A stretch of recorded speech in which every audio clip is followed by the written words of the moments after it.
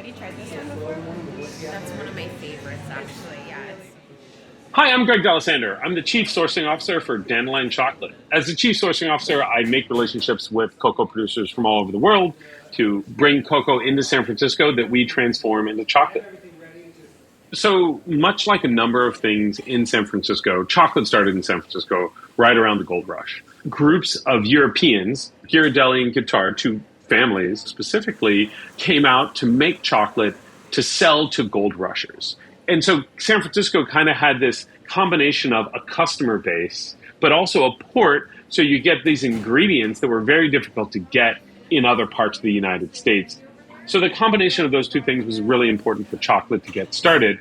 But then as chocolate continued to evolve and develop, then people wanted flavor and bonbons and all of these other things in their chocolate.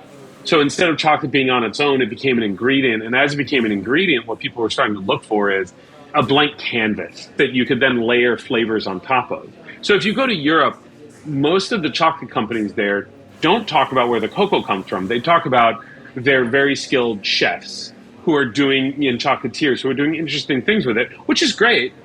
But one of the things we're trying to do at Dandelion is bring back that complexity of the cocoa itself. We like people to taste the cocoa beans because a cocoa bean from Indonesia tastes very different than a cocoa bean from Venezuela. Cocoa itself developed in the Amazon basin. So part of what San Francisco also has is it has people who culturally are used to eating cocoa. This connects back to why we have hot chocolates and drinks that are from Latin America, because those cultures weren't using the chocolate people are used to today, that is kind of like a heavier roast, more sugar, more milk.